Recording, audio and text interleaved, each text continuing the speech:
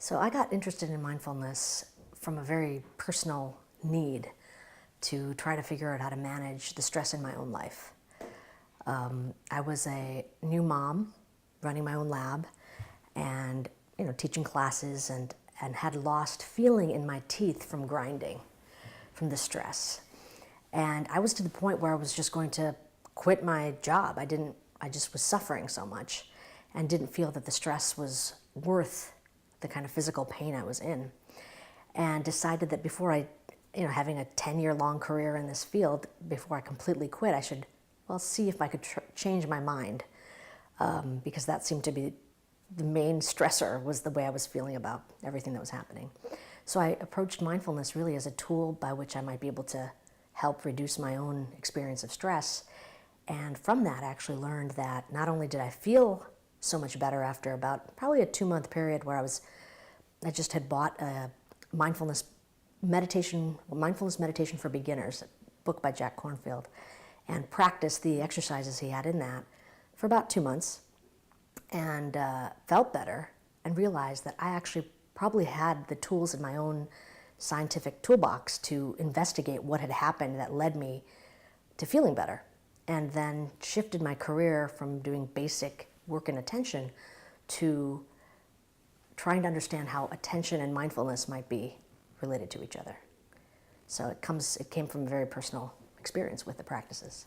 Most of my practice time these days is I set my drive to work as I do a mindful drive to work, no TV, anything, and no radio, and listening to just being in the moment as I'm driving there. So it's about 15 minutes there and back every day.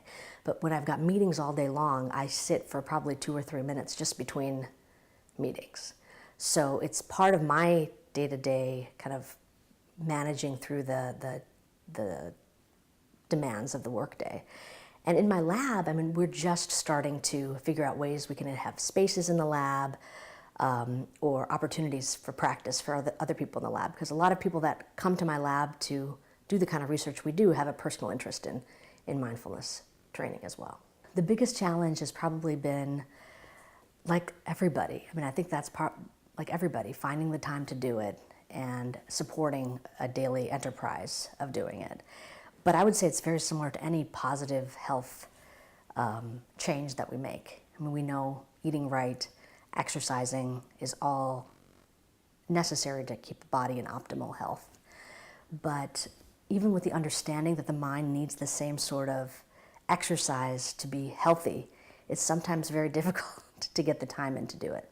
So that's why having it somehow incorporated into my daily routine is very helpful to me.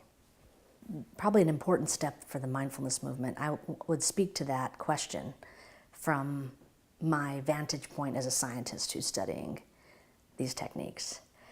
And I think that probably the biggest next frontier will be to inform our kind of home fields, so the basic psychology, the field of psychology or neuroscience, that the study of the impact of mindfulness training on the brain or on psychological processes is actually going to change the way we think about what the nature of these processes are.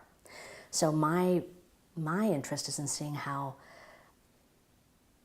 we might change the basic nature of the textbook of psychology or neuroscience, that understanding these processes from the inside, from a subjective point of view, can have value in informing our quote-unquote objective understanding of how the brain and mind change. So I think it's the bigger challenge is going to be able to communicate back to our colleagues in our home fields that this isn't some side project that is not of relevance to their day-to-day life. It actually will probably inform the nature of how they think, and we all think, the brain works.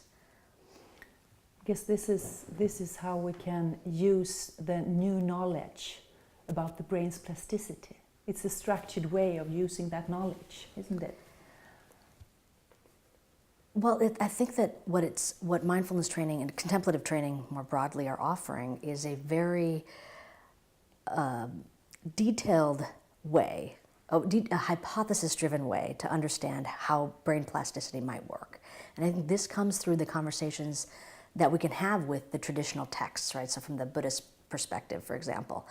And a lot of those texts are stating what they think the nature of change is by engaging in these practices. From the scientific point of view, I'd say those are great predictions about what might happen if people engage in certain kinds of contemplative practice.